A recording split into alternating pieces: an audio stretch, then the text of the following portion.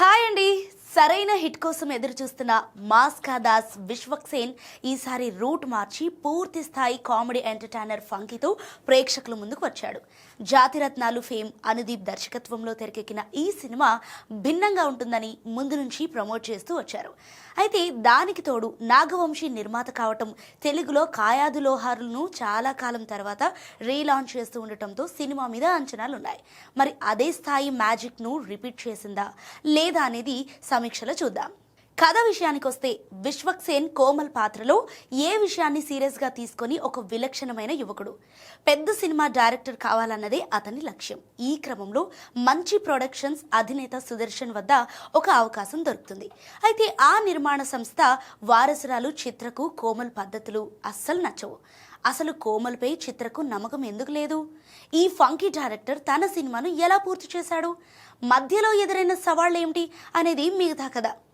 ఇక విశ్లేషణ విషయానికి వస్తే దర్శకుడు అనుదీప్ మార్క్ కామెడీ అంటేనే లాజికల్కు దూరంగా కేవలం మ్యాజిక్ మీద ఆధారపడి ఉంటుంది.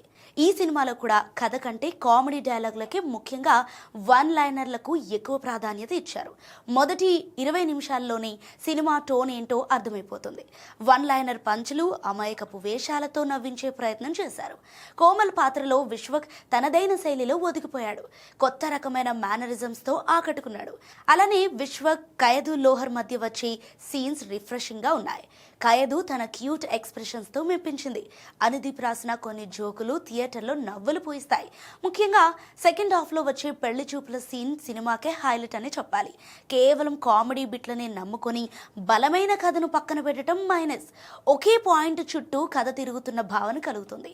అనుదీప్ మంచి సినిమా వస్తుందంటే ఖచ్చితంగా జాతిరత్నాలతో పోలుస్తారు. కానీ ఇక్కడ జాతిరత్నాల స్థాయిలో సహజమైన హాస్యం ఆశించలేము. కొన్ని చోట్ల అయితే కామెడీ బలవంతంగా ఇరికించినట్లు అనిపిస్తుంది. ఇక నటీనటుల పనితీరు విషయానికి వస్తే విశ్వక్సేన్ తన భుజాలపై సినిమాను నడిపించే ప్రయత్నం చేశాడు. కయదు లోహర్ కెరీర్లోనే ఇది మంచి పాత్ర అని చెప్పొచ్చు. సంపత్ రాజ్ జీకే పాత్రలో విలనిజంతో పాటు వినోదాన్ని కూడా పంపాడు. దిల్ రాజు, హరిశంకర్ వంటి ప్రముఖులు గెస్ట్ అపీరెన్స్ ఇవ్వడం ప్రేక్షకులకు ఒక సర్ప్రైజ్ ఎలిమెంట్ అనే చెప్పాలి. ఇక టెక్నికల్ టీం విషయానికి వస్తే దర్శకుడు అనుదీప్ కేవి తన టేకింగ్తో పాటు మెప్పించే ప్రయత్నం చేసినా సరే తీసుకున్న స్టోరీ లైన్కి పూర్తి స్థాయిలో ఆకట్టుకునే విధంగా స్క్రీన్ ప్లే తీసుకురాలేకపోయారు. సినిమాలో బ్యాక్గ్రౌండ్ స్కోర్ బాగుంది. సంగీత దర్శకుడు భీమ్ సిసోరిలియో అందించిన పాటలు ఓకే. మరి సినిమాటోగ్రఫీ కూడా బాగుంది. నిర్మాతలు సూర్యదేవర, నాగవంశీ, సాయి సౌజన్య నిర్మాణ విలువలు కూడా చాలా బాగున్నాయి. ఇక ఫైనల్లీ ఫంకీ లాజిక్ వెతకకుండా టైం పాస్ కామెడీ కోసం అయితే ట్రై చేయొచ్చు.